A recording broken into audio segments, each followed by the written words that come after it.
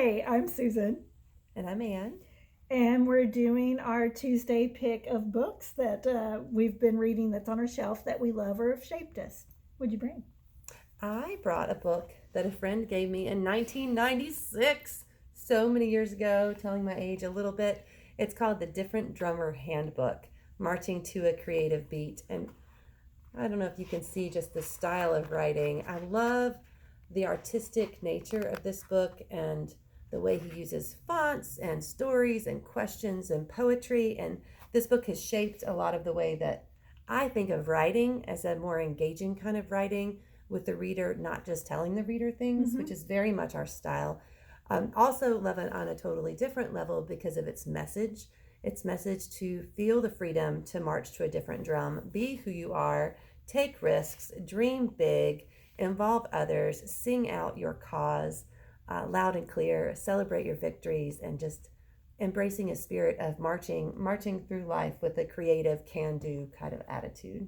That is so you. It's who I want to be, It for is. sure. That's the attitude that you portray. Yay! Thank you, Sam Hill, for giving me this book so many years ago and shaping me.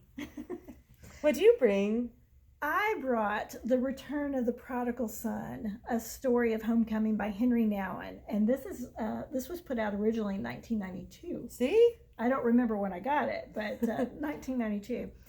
Henry Nouwen is a spiritual teacher, and he's one of my favorites. I was exposed to him in college with the book Compassion in my Christian life and ministry class with Rick Riding.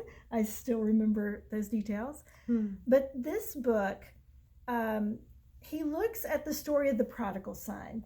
And so, what's it like to be the younger son who runs away from the father? And what's it like to be the elder son who stays and who's really responsible? And then, what's it like to be the father?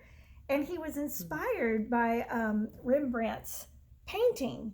And he actually went and just sat for hours and hours and hours staring at this painting and what he could learn about the prodigal son from looking at the painting.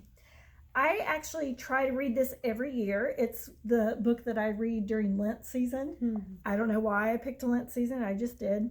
But I can find myself and where I am in any given year. Like am I in that running away place and need to rein back in? Sometimes I find, probably more often than not, I find myself in the shoes of the elder brother and being resentful or bitter about something, like, why am I always the one who's responsible? When do I get to run away and play? That kind of thing.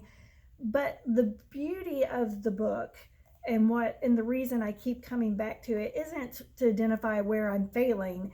It's to look at, how can I become like the Father?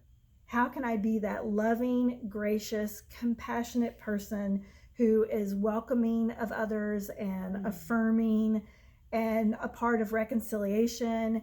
And Henry said when he was writing this, he had a hard time even picturing that that's part of our growth, that the journey is actually for us to become like the Father.